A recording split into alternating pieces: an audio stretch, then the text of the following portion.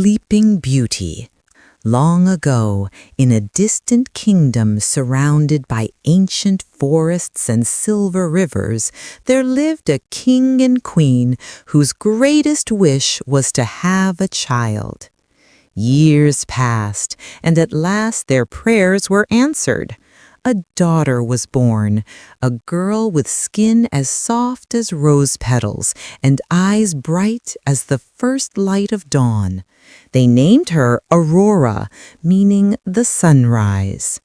A grand celebration was held in her honor, and all were invited, except one, Maleficent, the dark, solitary sorceress of the Forbidden Mountains. When she discovered she had been excluded, she appeared at the castle with a cold, storm-like presence. Her voice was calm, but carried the chill of winter as she offered her gift to the princess. On her 16th birthday, Aurora would prick her finger on the spindle of a spinning wheel and fall into a death-like sleep. The court froze in terror. But the last of the good fairies stepped forward. She could not lift the curse, but she could soften it. Aurora would not die. Instead, she would fall into a deep magical sleep, one that could only be broken by the kiss of true love. Desperate to protect their daughter, the king ordered every spinning wheel in the kingdom to be burned. Aurora was entrusted to 3 fairies who hid her away in a small cottage deep within the enchanted forest. There, far from the castle's dangers, Aurora grew up not knowing her true identity. She danced with the breeze, sang with the birds, and befriended every creature of the woods. Years passed until the morning of her 16th birthday. The forest was unusually silent, as if shadows whispered through the trees. While the fairies prepared a small celebration, Aurora heard a mysterious voice, a distant echoing call pulling her toward an old abandoned tower. Drawn by an invisible force, Aurora climbed the narrow stone steps. At the top, she found a room glowing with strange light. There, waiting like a forgotten memory, stood a spinning wheel.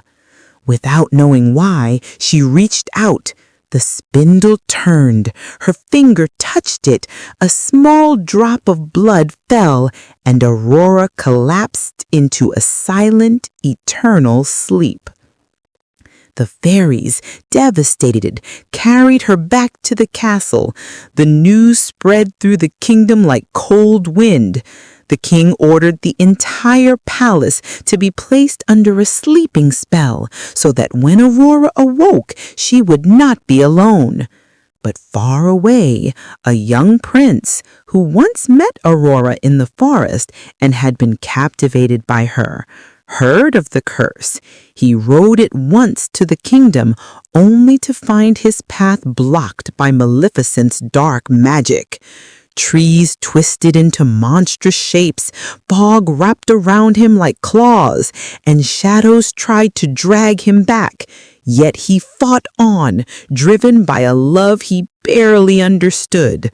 When he reached the castle gates, Maleficent appeared in her full fury.